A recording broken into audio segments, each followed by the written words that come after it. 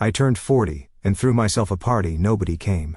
A week later, daughter sent a text. Mom's 37th birthday, $1,800 per person. Venmo me, not even a sorry. Just a bill. I sent $1 with a note, congratulations. I changed the locks, blocked every number. 2 days later, my wife tried to access the joint account blocked. Then they reported me as a missing person. Police showed up at my door. Chapter 1. Forgotten Milestone. Dominic Reeves stared at the empty living room decorated with half-hearted streamers, and a store-bought cake with Happy 40th written in blue icing. 6 chairs sat empty around the dining table, each place setting meticulously arranged that morning while his family was supposedly running errands. The grandfather clock in the hall struck 8. Its chimes echoing through the vacant house. 3 hours. He'd waited 3 hours for them to return. Dominic pulled out his phone, scrolling through unanswered text to his wife Allison and their 2 children, 19-year-old Cassandra and 16-year-old Preston. Where are you guys? The food's getting cold. Is everything okay? Please, call me. He'd even called his sister-in-law Bethany, who answered with obvious discomfort before claiming she had no idea where they might be. The lie was so transparent, Dominic almost laughed. 2 decades ago, Dominic had been a struggling contractor with ambitious dreams. Now he was the founder and CEO of Reeve Construction, a multi-million-dollar commercial development company that had built half the shopping centers in the county. Despite his demanding schedule, he'd never missed a single birthday, anniversary, or school event. Family had always come first until now, apparently. His phone buzzed. A text from Preston. Sorry, Dad. Mom said, we're running late. Be home soon. More lies. Dominic had installed a tracking app on Preston's phone months ago, after catching him sneaking out to parties. According to the app, his son was currently at the Harborview Hotel, a luxury resort 20 miles away. Dominic poured himself 3 fingers of bourbon, and opened Instagram. He hadn't checked social media all day, too busy preparing for a celebration that would never happen. The first post in his feed stopped him cold. It was from Cassandra's account. A group photo in what appeared to be a lavish hotel ballroom. His daughter, son, wife, and at least 30 other people, friends, extended family, and several of his business associates, all dressed in formal attire, raising champagne glasses around elaborate 3-tiered cake. The caption read, Mom's 30 birthday bash. Hashtag best night ever. Dominic zoomed in. Behind Allison stood Theo Bradford, his wife's tennis instructor, standing much too close, his hand resting possessively on the small of her back. As Dominic scrolled through more photos, the pieces fell into place. His wife's sudden interest in tennis 6 months ago. The late-night strategy sessions with her new business partner. The mysterious weekend conferences. The gradual emotional distance. His phone buzzed again with a notification from Venmo. A request from Cassandra Reeves. $1,800. The description read, Mom's 30 birthday. Your share. No apology. No explanation. Just a bill. Dominic stared at his phone, a cold rage crystallizing in his chest. 20 years of marriage. 2 children he'd raised and loved. A life built from nothing through backbreaking work and sacrifice. And this was what it amounted to. He finished his bourbon in one burning swallow and opened his laptop. First he transferred half the money from their joint accounts to a new account under only his name. And he called a locksmith. By midnight, when his family finally returned home, laughing until they saw his car in the driveway. The locks had been changed, the security codes reset, and Dominic was just getting started. Dad? Preston called through the door. We can't get in. Dad's probably asleep. He heard Allison say, use your key. I am. It's not working. Dominic sent Cassandra a Venmo payment of exactly $1 with a single word in the description. Congratulations. Then he turned off his phone, closed his eyes, and began a plan. Chapter 2. Paper Trail. The following morning, Dominic sat in the office of Valerie Ortiz, the best divorce attorney in the state. Her reputation for ruthlessness had earned her the nickname, the executioner among the legal community. They spent the night at the Bradford residence, said Dominic, sliding a folder across the desk. My wife and children. After I changed the locks, Valerie opened the folder, examining the photos inside. Images captured by the private investigator Dominic had hired 3 months ago, when his suspicions about Allison first arose. You've been planning this for some time, Valerie observed. I wanted to be wrong, Dominic replied. I gave her every opportunity to come clean. Instead, she escalated. The photos showed Allison and Theo in various compromising positions over the past months. Lunch dates, clandestine meetings in hotel lobbies, a passionate kiss in the parking garage of her office building. The most damning evidence is financial, Dominic continued.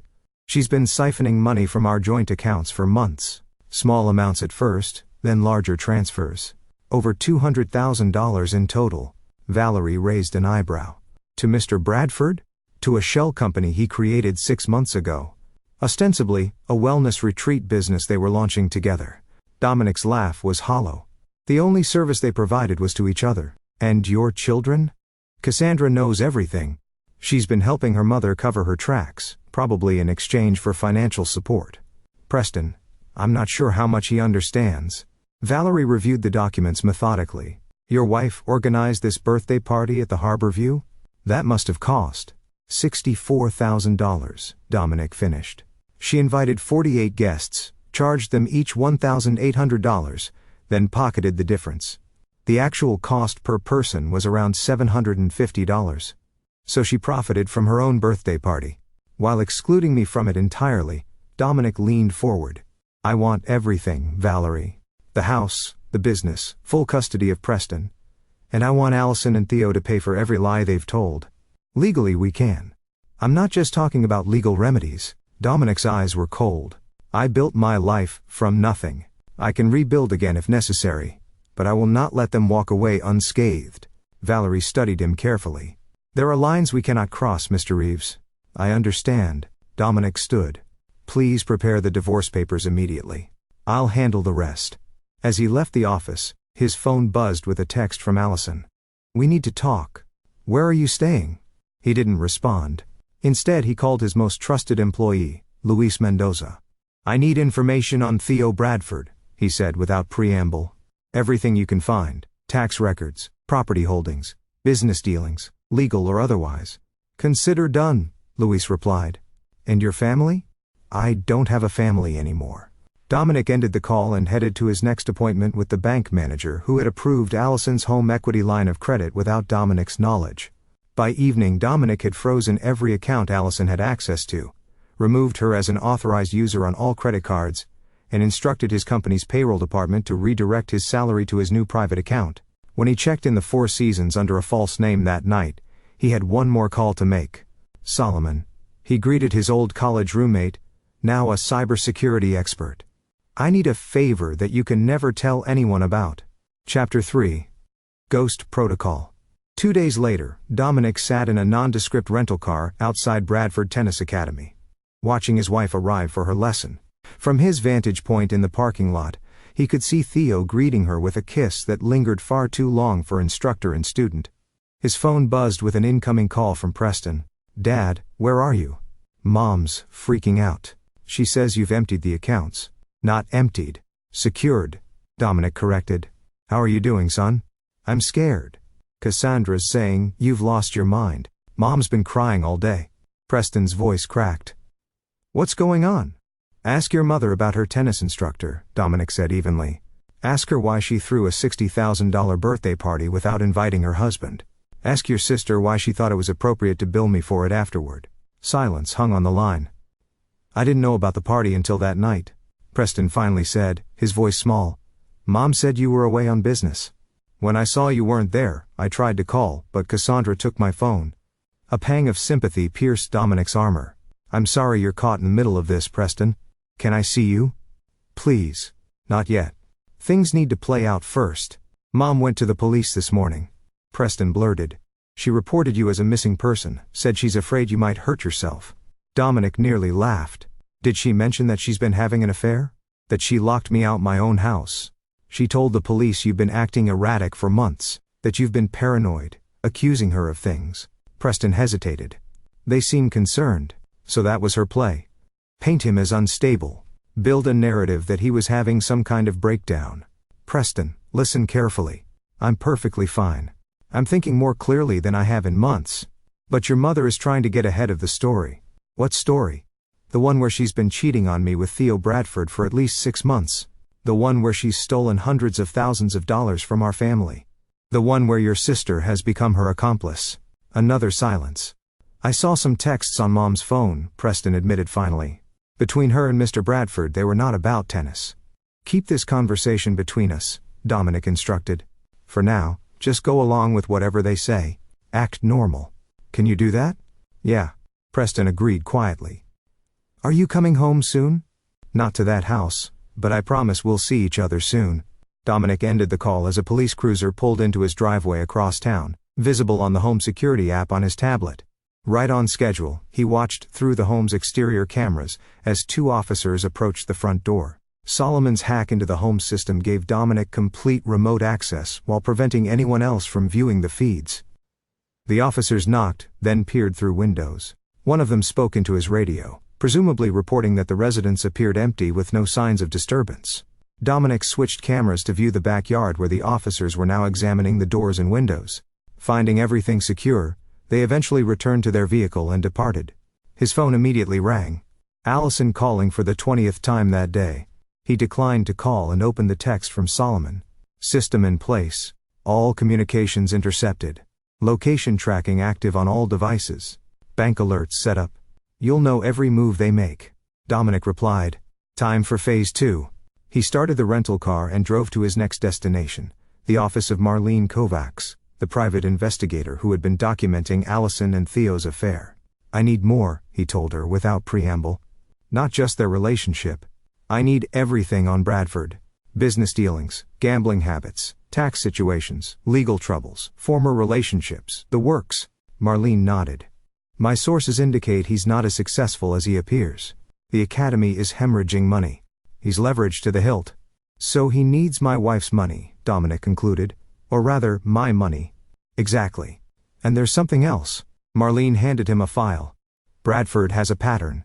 This is the 3rd wealthy married woman he's become involved with. The previous 2 divorced their husbands, liquidated significant assets to invest in ventures with Bradford, then found themselves abruptly single and significantly poorer within a year. Dominic flipped through the documentation, his jaw tightening. He's a professional predator essentially, but he's never been charged with anything. He's careful. Everyone makes mistakes, Dominic said, closing the file. Find me his.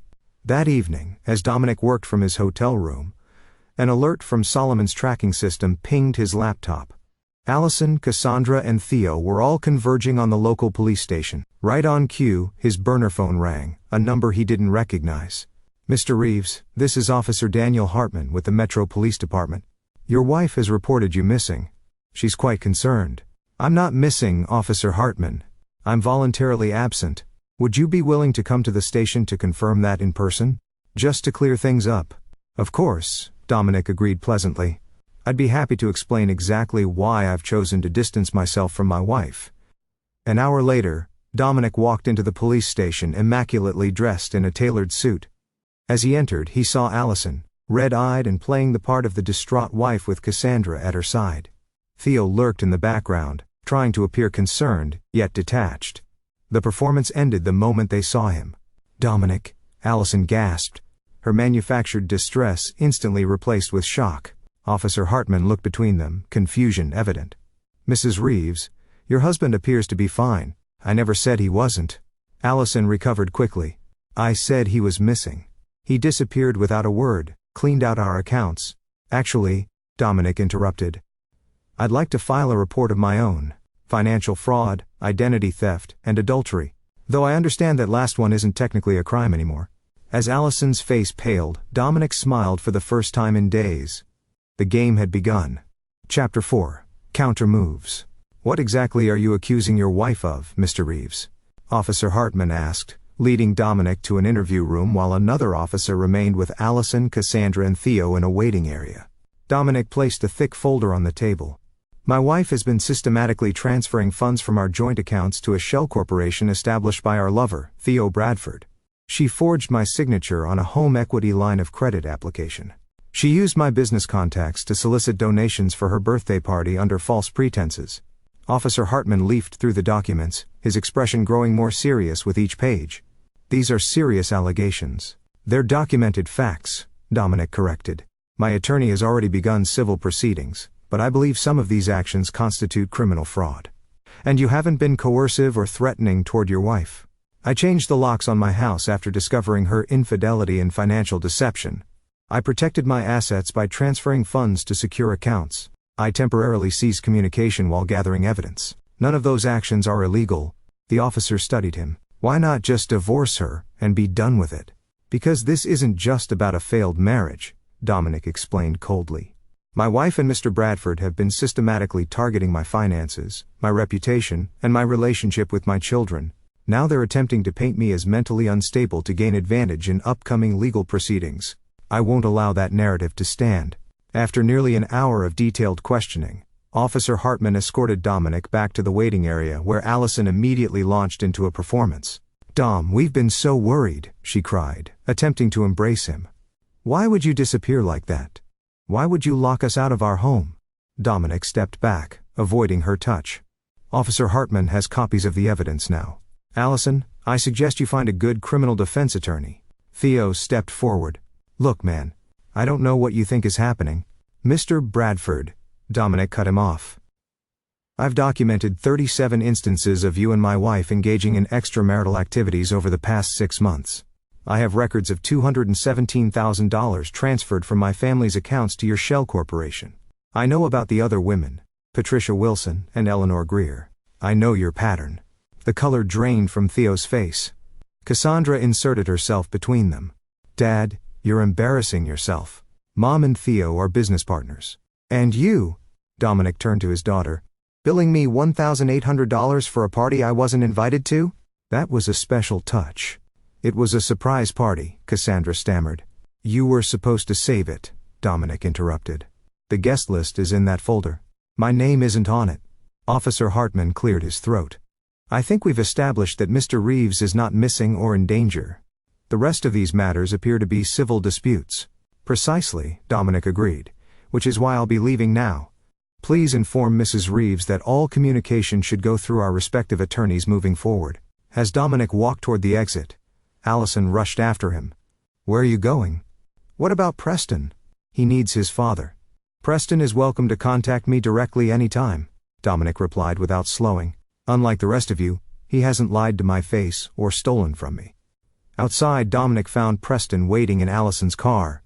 His expression, a mixture of relief and anxiety. "Dad." Dominic hugged his son tightly. "I'm okay, Preston. This situation is complicated, but I promise I'm okay.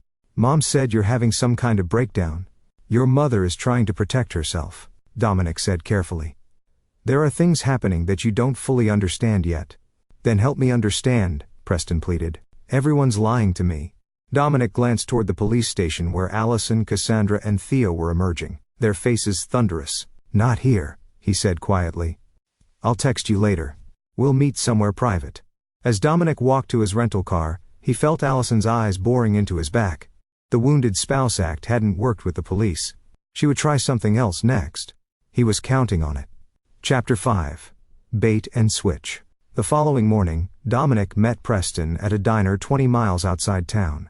His son looked exhausted, dark circles under his eyes. "Mom and Cassandra were fighting all night," Preston explained, sipping the coffee Dominic had ordered for him. "Cassandra keeps saying they need to neutralize you before the divorce." "Neutralize?" Dominic raised an eyebrow. "Her words, not mine. They don't know I can hear them." Preston lowered his voice. "I've been recording their conversations." Dominic felt a surge of pride mixed with sadness that his son had been forced into such a position. "That shows initiative, but be careful. I don't want you putting yourself at risk." "Is it true about Mom and Mr. Bradford?" Dominic nodded slowly. "I'm afraid so." "And the money?" "Also true. They've been planning this for months, possibly longer." Preston stared into his coffee. "What about Cassandra? How long has she known?" Based on text messages Solomon recovered. "At least 4 months. She was promised a condo in Malibu and tuition for graduate school in exchange for her cooperation." "She sold you out for a condo?" Preston looked horrified. "People rationalize betrayal in many ways," Dominic said gently. "Your sister probably tells herself I deserve it somehow. What happens now?" "Now you go back home and pretend we never had this conversation, but I want you to pack a bag with your important belongings, documents, favorite possessions, anything irreplaceable, and hide it somewhere secure." "Why?" "Because things are gonna get worse before they get better," Dominic explained. "And I need to know you're prepared." After Preston left, Dominic called Luis. "It's confirmed," Luis reported. "Bradford has approached 3 of your major clients, claiming you're having personal issues that might impact upcoming projects. He's offering to connect them with more stable contractors." "Perfect," Dominic said. "Proceed with the next phase." By noon, Dominic had met with each of those clients personally, explaining that a family situation was being weaponized against him by a competitor. He provided documentation of Bradford's financial difficulties and pattern of targeting wealthy married women. All 3 clients not only recommitted to Reeves Construction, but agreed to feed Bradford false information about their supposed concerns with Dominic's stability. The trap was being set. That afternoon, Dominic received a text from Solomon, AITA, accessing financial records, looking for hidden accounts. They wouldn't find any. The money Dominic had secured was now flowing through a complex network of temporary holding companies established years ago as a contingency plan. Dominic had always believed in preparing for worst-case scenarios, a habit developed during his impoverished childhood when his own father had abandoned the family, leaving them destitute. His next stop was the Harborview Hotel, where Allison's extravagant birthday party had been held. The event manager, Howard Lassiter, greeted him warmly. "Mr. Reeves, I was surprised you couldn't attend your wife's celebration. She said you were called away on business." "That's actually why I'm here, Howard. I recently discovered some irregularities in the billing for that event." Howard frowned. "Everything was paid in full. Mrs. Reeves handled it personally." "I'm sure she did. Would you mind sharing the actual cost of the event?" "For my records," after some hesitation and a gentle reminder about the substantial business Reeves Construction had brought to the hotel over the years, Howard pulled up the invoice. $36,422. "And guests were charged $1,800 each," Dominic noted. "For 48 attendees, that's $86,400. Quite a profit margin." Howard looked uncomfortable. "I wasn't aware of any guest contributions." "No. He wouldn't be. That was handled privately." Dominic smiled reassuringly. "I'm not blaming you, Howard, but I would appreciate copies of all documentation related to the event for my divorce proceedings." The word divorce opened all necessary doors. By the time Dominic left, he had complete records of every detail Allison had planned, including her specific instruction that Dominic was not to be admitted to the party under any circumstances, even if he somehow learned about it. Back in his hotel room, Dominic reviewed the day's developments with Solomon via secure video call. "They're getting desperate," Solomon reported. "Allison tried to access your email accounts, but couldn't get past the new security. Bradford called 3 banks trying to find your new accounts. Cassandra has been contacting your former employees looking for dirt. And Preston, clean so far, no suspicious communications. He seems to be keeping his word." Dominic nodded, relieved. "What about the offshore transfers?" "Bradford made initial inquiries this morning. Our false trail is in place. The Cayman account looks legitimate, complete with believable banking history. If he tries to access it, we'll have him on attempted financial fraud," Dominic finished. "Keep monitoring. I want to know the moment they take the bait." 3 hours later, the alert came. Bradford had attempted to access the fabricated offshore account, using credentials purposely left on a decoy laptop in Dominic's home office safe, the combination of which Allison knew. Dominic immediately called Valerie Ortiz. "We've got him," he said without preamble. "Attempted unauthorized access to a financial account. The system captured his IP address, device information, everything. Do you want to press charges immediately?" Valerie asked. "Not yet," Dominic replied. "Let's see how deep they'll dig their own graves first." Chapter 6, The Turning Point. A week into Dominic's calculated absence, the first cracks in Allison's coalition began to show. Solomon's surveillance revealed increasingly tense conversations between Allison and Theo, primarily centered around money. "She's burning through cash faster than expected," Solomon explained during their morning briefing. "The credit cards are all declined now. Bradford Academy payroll is due tomorrow, and he's short by almost $30,000. Has he tried accessing the Cayman account again?" 3 more attempts, Solomon confirmed. Each one meticulously logged.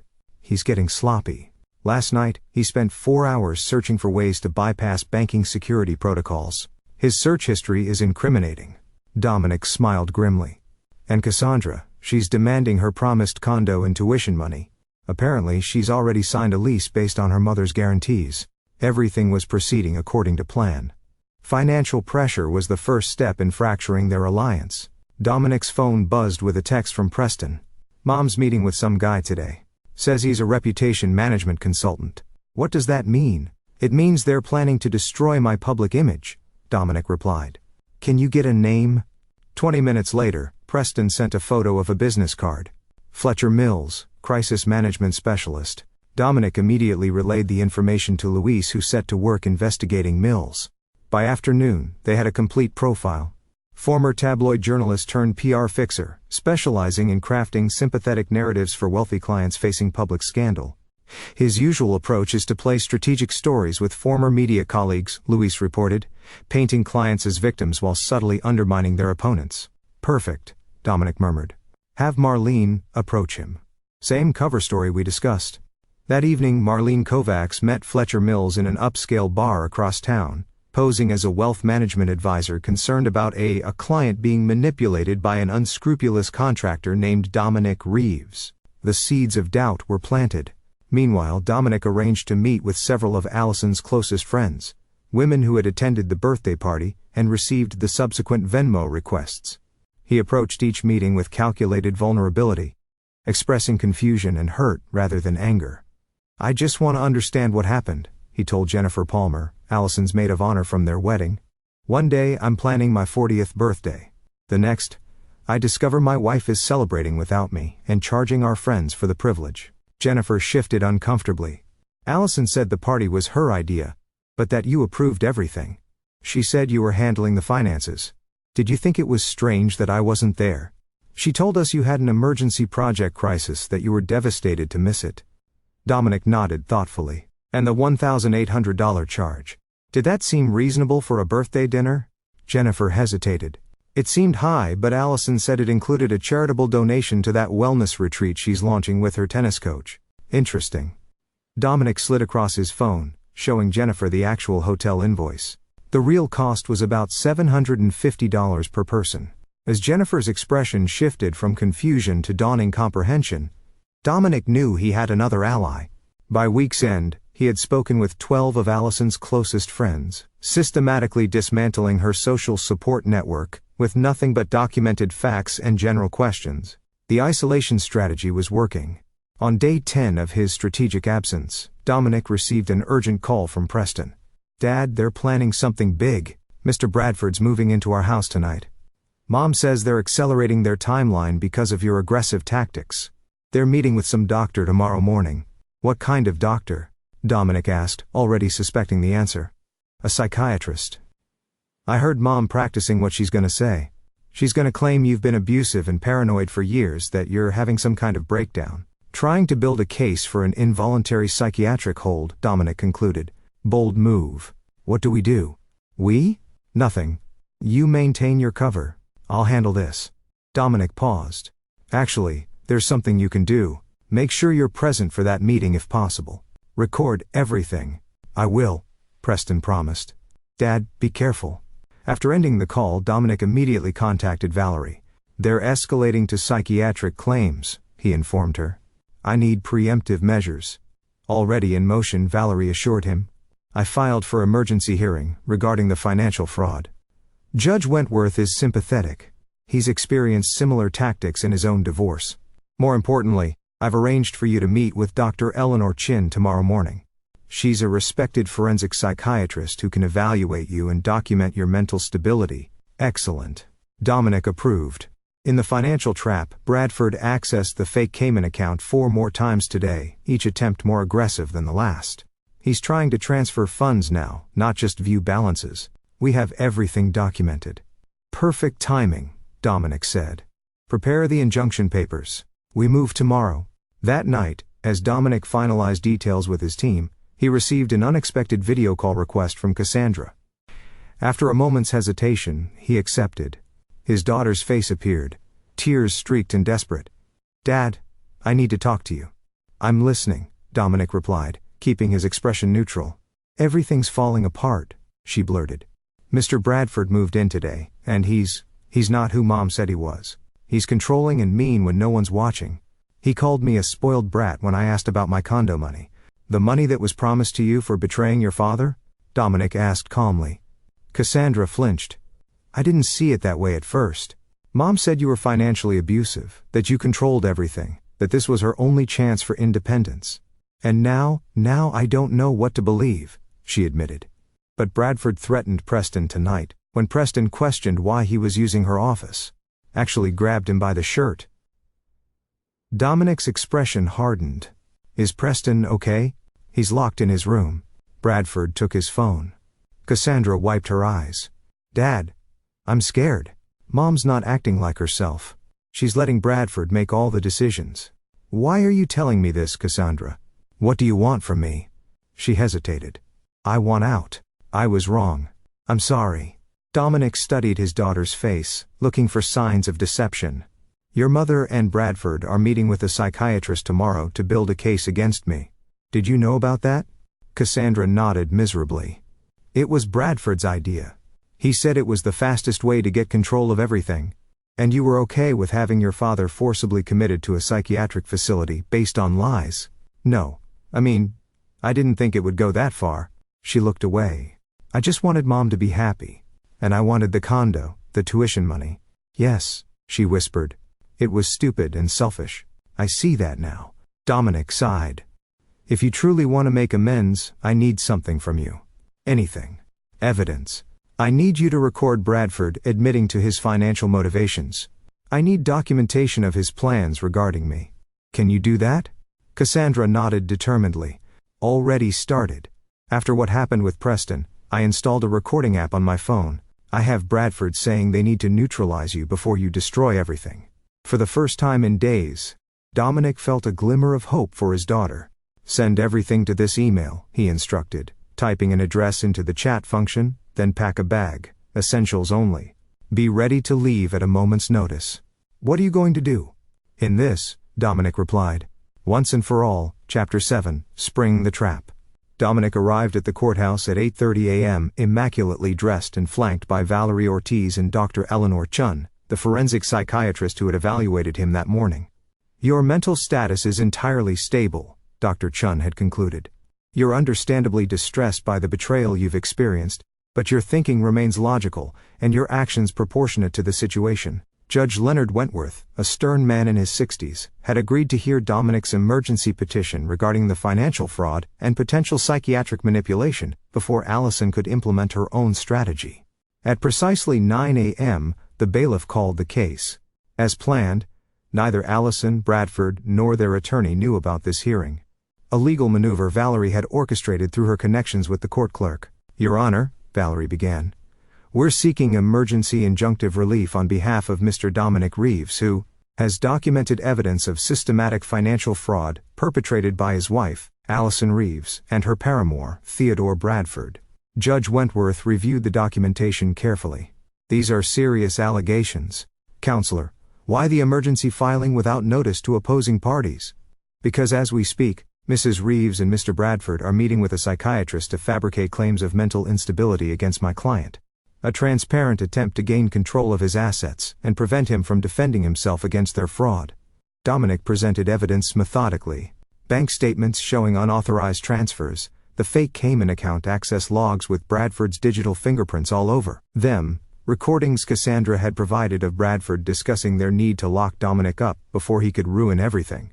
Dr. Chin testified to Dominic's mental stability and the disturbing pattern of gaslighting evident in the recorded conversations. By 10:30 a.m., Judge Wentworth had seen enough. I'm granting the emergency injunction, he declared. Mrs. Reeves and Mr. Bradford are hereby prohibited from accessing any accounts or property belonging to Mr. Reeves. Furthermore, I'm issuing a restraining order preventing them from making any public or private claims regarding Mr. Reeves's mental health without evaluation by a court-appointed psychiatrist.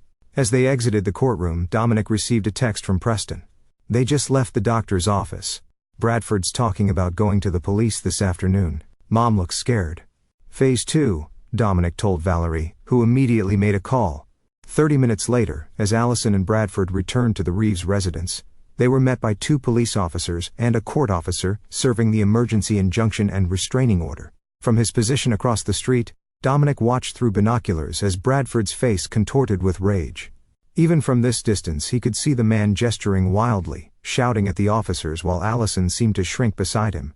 His phone buzzed, Cassandra calling. "Bradford's losing it," she reported, her voice a hushed whisper. "He's screaming at Mom, saying she ruined everything by not acting faster. The police are still here." "Where are you?" Dominic asked. "Upstairs bathroom. Preston's with me." Bradford shoved him when Preston tried to talk to the officers. He put his hands on Preston again. Dominic's voice went dangerously quiet.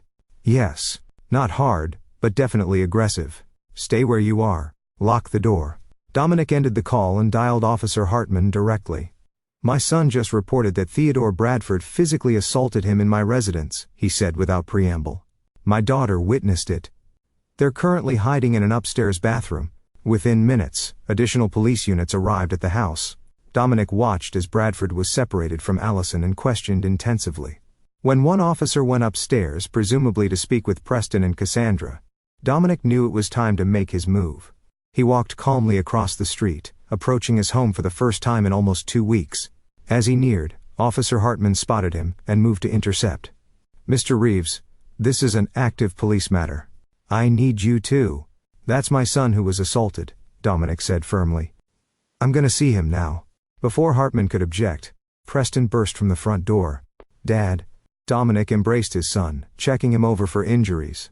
"Are you okay?" "I'm fine," Preston assured him. "Bradford just pushed me. The cops are taking my statement." Cassandra appeared next. Her expression, a mixture of relief and shame as she approached her father. "Dad, I'm so sorry." For everything, Dominic's expression remained neutral. "We'll discuss your role in all this later. Right now, I need you both to pack essential belongings. You're not staying here tonight." Allison chose that moment to emerge from the house. Her carefully applied makeup streaked with tears. "Dominic, thank God you're here. Theo's been arrested. This is all a terrible misunderstanding." "Save it, Allison." Dominic cut her off coldly. "The children are coming with me. The court has granted me temporary custody, pending investigation of the fraud allegations." "What fraud allegations? What are you talking about?" She looked genuinely confused, which confirmed Dominic's suspicion that Bradford had kept her in the dark about some of his more aggressive financial maneuvers. "The $60,000 you and Bradford stole from our friends at your birthday party," Dominic began. "The $200,000 you transferred to his shell company. The home equity line of credit you forged my signature on. The offshore account he tried to hack into." He smiled thinly. "That last one was a trap, by the way. There was never any money there, just digital breadcrumbs for him to follow right into a felony charge." Allison's face crumpled. "I never meant for any of this to happen. Theo said it was all legal, that we were just securing assets before telling you about us. By throwing a birthday party I wasn't invited to, by having our daughter bill me for it afterward, by reporting me as a missing person when I withdrew from your betrayal. Those were Theo's ideas," she protested weakly. "He said we needed leverage, and you went along with all of it," Dominic noted. "Every lie, every manipulation, every betrayal."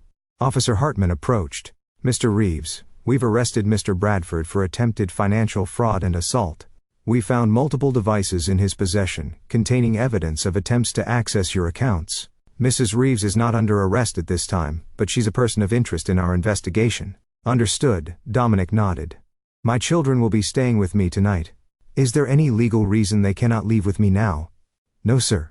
The emergency custody order covers that." Dominic turned to Preston and Cassandra. "Get your things. We're leaving in 10 minutes. As his children went upstairs to pack, Dominic faced Allison one last time. 19 years, he said quietly. 19 years, I gave you everything I had. I built a company from nothing so you could have the life you wanted. I worked 80-hour weeks so you could have your tennis lessons and spa days and charity luncheons. Dominic, please. And in return, you plotted against me. You stole from me. You turned our daughter against me. You planned to have me committed to a psychiatric facility so you could take everything I built." Tears streamed down Allison's face. "I made a terrible mistake. We can fix this." "No," Dominic said simply. "We can't. There's nothing left to fix." As Preston and Cassandra returned with their bags, Dominic put an arm around each of them and led them toward his waiting car, leaving Allison alone on the front steps of the house she would soon lose. The first phase of his reckoning was complete. Chapter 8, Scorched Earth. The following weeks unfolded exactly as Dominic had planned. Bradford remained in custody, unable to make the substantial bail set by Judge Wentworth, after prosecutors added charges of conspiracy to commit fraud, attempted extortion, and witness tampering based on his threatening messages to Cassandra. Allison, faced with impending financial ruin and potential criminal charges of her own, hired a desperate attorney who immediately sought a settlement conference. "They're offering to drop all claims to your business and personal assets," Valerie reported during their strategy meeting. "In exchange, they want the marital home, a one-time payment of $2 million, and for you to decline pressing criminal charges against Allison." Dominic leaned back in his chair. Counter with this, Allison gets nothing except her personal belongings and clothing. She signs a full confession detailing her role in the fraud scheme. "In exchange, I'll write a letter to the prosecutor recommending leniency." "She'll never agree to that," Valerie warned. "She will when she realizes the alternative is prison," Dominic replied calmly. "Bradford is going down regardless. His pattern of targeting wealthy women is too established to ignore now that we've connected the dots. Allison's only hope is to position herself as another victim." Meanwhile, Dominic had moved Preston and Cassandra into a luxury apartment downtown, while maintaining ownership of the family home. Preston had adjusted well, relieved to be away from the toxic environment. Cassandra's situation was more complex. "I don't deserve your forgiveness," she told Dominic one evening, as they sat on the apartment balcony overlooking the city. "I betrayed you for money and status." "Yes, you did," Dominic agreed, his tone matter-of-fact rather than accusatory. "The question is, what you've learned from it." Cassandra stared at her hands. "That loyalty matters more than material things. That people who offer quick riches in exchange for betrayal can't be trusted. That I threw away something precious for something worthless." "Good lessons," Dominic nodded. "Expensive ones too. What happens now?" "With me, I mean." Dominic studied his daughter's face, searching for sincerity. "That depends on you. I've arranged for the remainder of your tuition to be paid through a trust. You'll receive a modest monthly allowance for living expenses.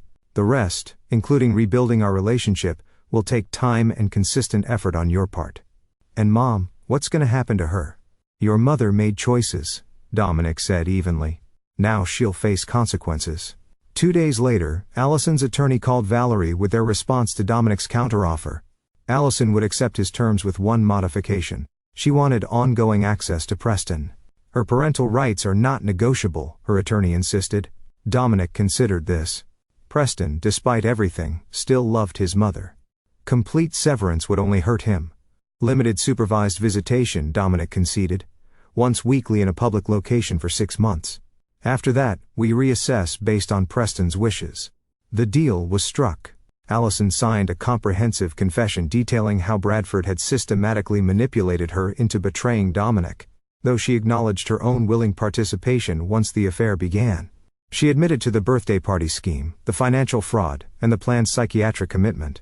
In exchange, Dominic wrote a carefully worded letter to the prosecutor, suggesting that while Allison should face appropriate legal consequences, her cooperation in building the case against Bradford should be considered a mitigating factor.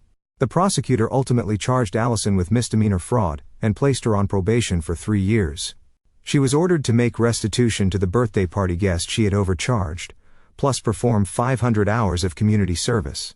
Bradford, facing more serious charges and with no one willing to support his defense, accepted a plea deal. 5 years in prison for financial fraud, plus restitution to his previous victims.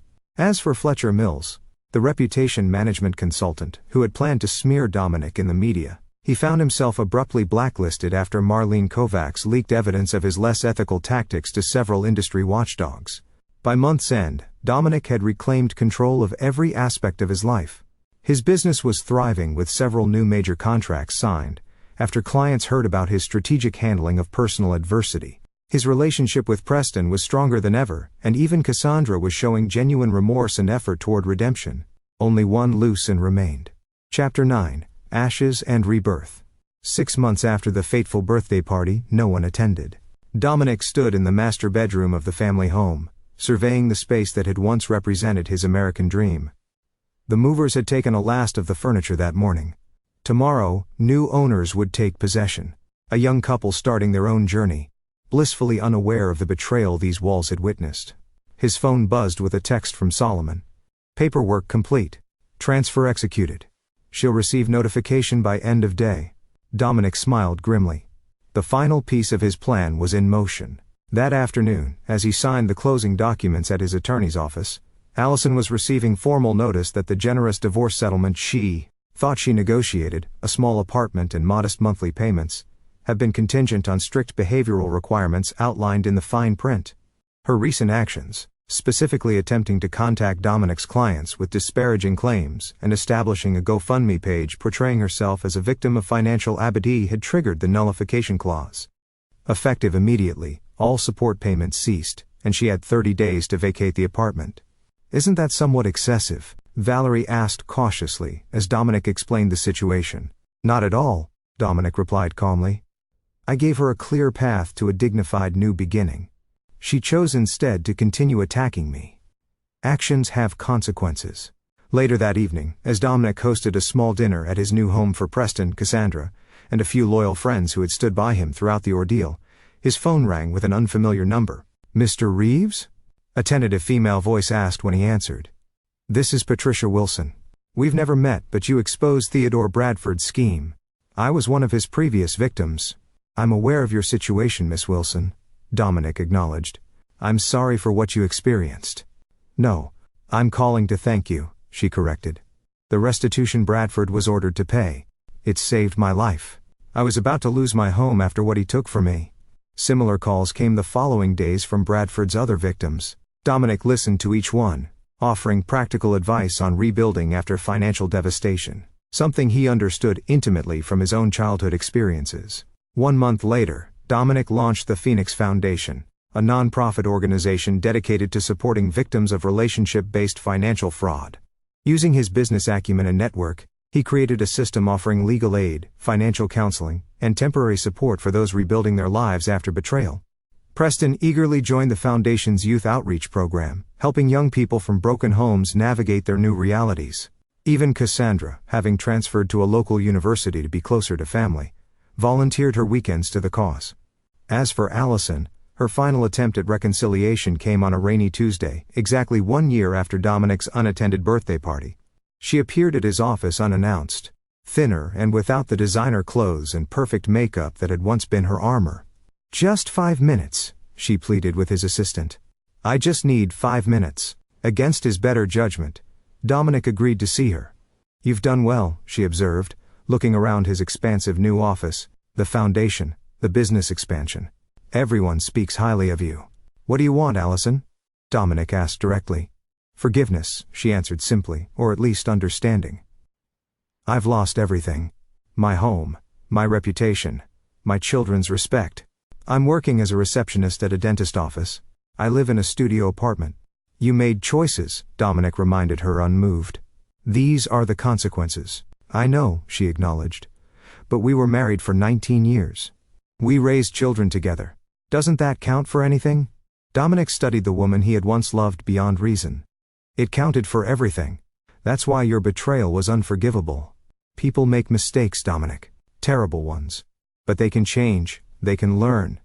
"Some betrayals are too fundamental," he interrupted. "Some broken things can't be repaired." Tears welled in Allison's eyes. "So that's it. 2 decades together, and we end as strangers." "We end as what you made us," Dominic corrected. A cautionary tale.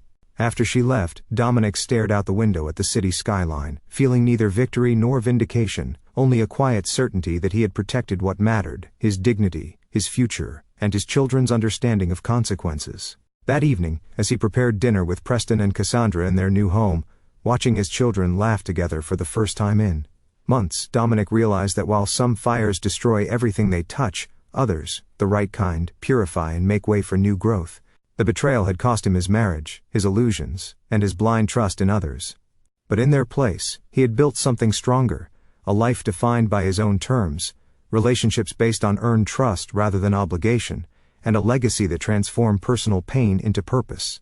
As Preston proposed a toast to new beginnings, Dominic raised his glass in agreement.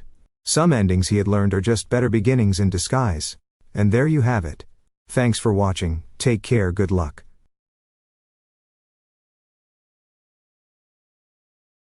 After listening to today's story, perhaps it has raised some new questions in your mind, or maybe it has brought back some old memories. Every day on Reddit, new experiences and moments create fresh stories, and they connect all of us. Everyone has their own unique journey in life, and we all try to understand the world in our own way.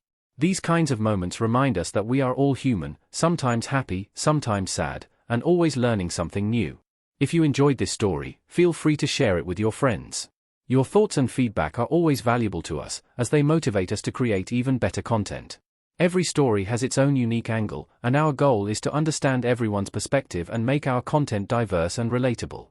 Stories like these help us realize that life's journey is different for everyone, and by hearing other stories, we learn something new. You can also share your own stories with us. Your experiences are valuable to us as well, and if you enjoyed this video, please leave your feedback. We aim to create content that brightens your mind and gives you new ideas every time. If you've already seen this video before, your feedback is still important. With every piece of feedback, we can improve our content and bring a new perspective to our viewers. Today, what we saw was just a small part of the many stories shared on Reddit and across the world. It's a reminder of how we all try to understand life by sharing our experiences with each other. This video was only an example of how we try to connect with others through storytelling, learning about different sides of life. We hope to continue sharing such stories that help us all learn and grow together. Thank you for your time, and don't forget to keep an eye out for more stories coming soon. If you haven't already, please like and follow for more amazing content. Your support keeps us going, and we will strive to bring you more thought-provoking and heartwarming stories. Until next time, take care and stay curious. *.